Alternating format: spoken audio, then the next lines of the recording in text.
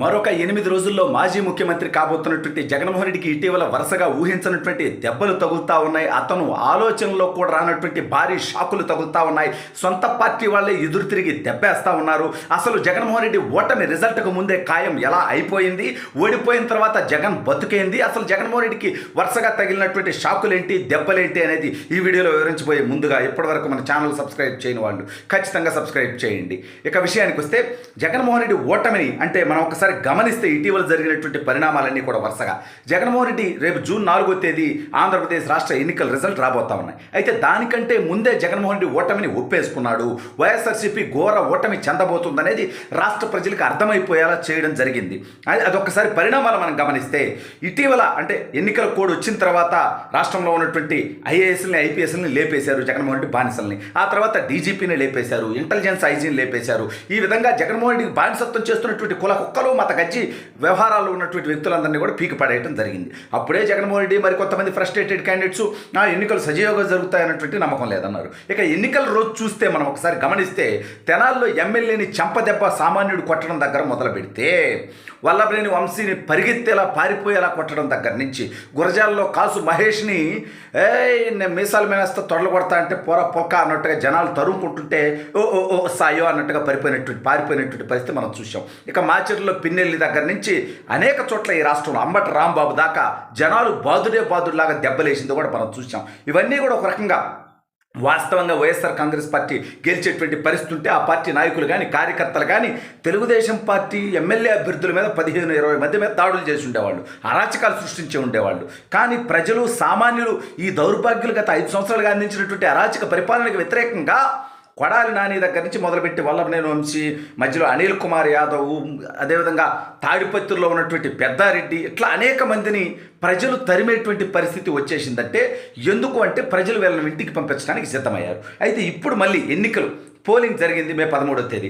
ఆ తర్వాత మనం గమనిస్తే ఫ్రస్ట్రేషన్తో ఇక ఎట్లాగో మనం ఒక 20 రోజుల్లో ఎన్నికల రిజల్ట్తో మనం ఘోరంగా ఓడిపోబోతున్నాం కాబట్టి ఈ రాష్ట్రం నుంచి పారిపోవాలి కాబట్టి ఈ లోపే మనం తీర్చుకోవాల్సినటువంటి పగలు ప్రతీకారాలు తీర్చుకోవాలనేటువంటి నికృష్టపు ఆలోచనతో మాచర్లలో పిన్నెల రామకృష్ణారెడ్డి దగ్గర నుంచి తాడిపత్రిలో పెద్దారెడ్డి, చెవిరెడ్డి భాస్కర్ రెడ్డి, చంద్రగిరిలో అదేవిధంగా గంగుల వాళ్ళు, ఆళ్ళగడ్డలు, ఈ రకంగా రాష్ట్రం మొత్తం వీళ్ళు ఎందుకు అరాచకం చేస్తున్నారంటే 20 రోజుల తర్వాత వీళ్ళెవరు ఈ రాష్ట్రంలో ఉండరు. ఆల్రెడీ వల్లభనేని వంశీ సంగతి మనం ఒకసారి గమనిస్తే అతను అమెరికా పోయి అక్కడ ఒక వీసా తీసుకొని ఒక 20 కోట్లు పెట్టుబడి పెట్టి 2 కంపెనీల్లో శాశ్వతంగా అమెరికాలో నివాసం ఉండటానికి సెటప్ చేసుకున్నాడు. పైగా ఎన్నికలకు ముందే అతను ఒక మాట చెప్పాడు, వచ్చే ఎన్నికల్లో నేను పోటీ చేయను, తుట్టా రామచంద్రరావు గారి కుమార్తె పోటీ చేస్తుంది అని.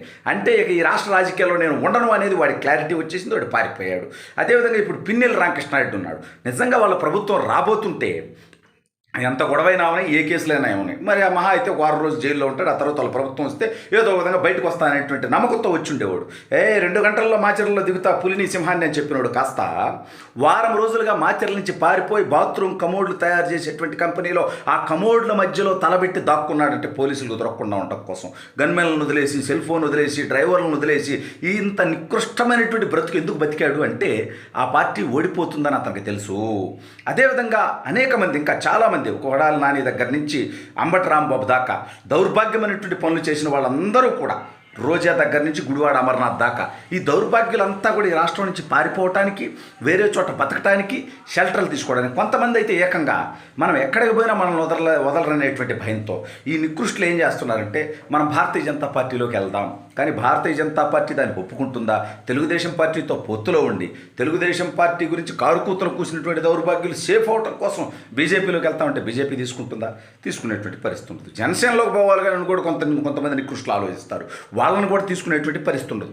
ఏది ఏమైనప్పటికీ ఎన్నికల రిజల్ట్కి ఇంకా చాలా టైం ఉంది. కానీ అప్పుడే సజ్జల లాంటి వాళ్ళు ప్రెస్ మీట్లు పెట్టి రేపు కౌంటింగ్ కూడా సక్రమంగా జరిగిద్దని మాకు నమ్మకం లేదు, పోలీసుల అధికారులందరినీ మార్చేశారు. మరి 2019లో కూడా ఒకసారి రాష్ట్ర ప్రజలు గమనించారు. 2019 ఎన్నికల్లో అనేక మంది కలెక్టర్లను మార్చారు, ఎస్పీలను మార్చారు, డీజీపీని మార్చారు, సిఎస్ని కూడా మార్చారు, ఇంటెలిజెన్స్ ఐజీని మార్చారు. మరి ఇవాళ ఇంకా సిఎస్ని మార్చలేదు.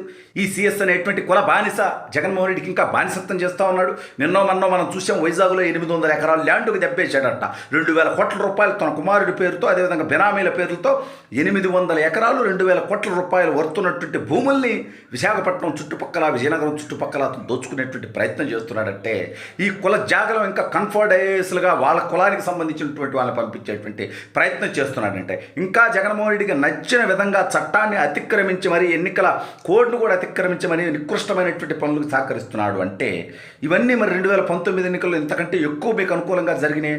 మరి ఆ రోజు ఇవన్నీ జరిగినాయి కాబట్టి మేము ఎన్నికలు చేయలేమని చెప్పి తెలుగుదేశం పార్టీ వెనక్కిపోలేదే, ఏమైనా సరే పోరాడింది. కానీ ఇవాళ వీళ్ళు పోరాటానికి కూడా ముందుకు రాకుండా, అదేవిధంగా మనం రాష్ట్ర వ్యాప్తంగా చూస్తే బెట్టింగ్ వేయటానికి వైసీపీ డాగ్స్ ఎవరు రావట్లా. వైనాట్ 175 అంటారు, వైనాట్ కుప్పం అంటారు. మీకు అంత దమ్ము, ధైర్యం, కెపాసిటీ, క్యాపబిలిటీ ఉన్నప్పుడు సరే బెట్టింగ్ నేనేం ప్రోత్సహించలే, కానీ బట్ బెట్టింగ్కి వచ్చే వాళ్ళు ఉంటారుగా, రండిరా మేము అట్టా ఒక గవర్నమెంట్ వస్తుంది అని. యువతలు తెలుగుదేశం వాళ్ళు వైసీపీ వాళ్ళు రూపాయి ఇస్తే ₹2 ఇవ్వడానికి తెలుగుదేశం వాళ్ళు రెడీ అవుతున్నారు, ఎందుకంటే గవర్నమెంట్ వస్తుందని. కానీ వైసీపీ వాళ్ళు వాళ్ళకి అంత గవర్నమెంట్ వస్తుందనేటువంటి నమ్మకం ఉంటే, ధైర్యం ఉంటే, తెగు ఉంటే, దమ్ము ఉంటే బెట్టింగ్కి రాకుండా వెనకాడుతున్నారంటే జగన్మోహన్ రెడ్డి ఎత్తిపోయాడని ఆల్రెడీ అర్థమైపోయింది.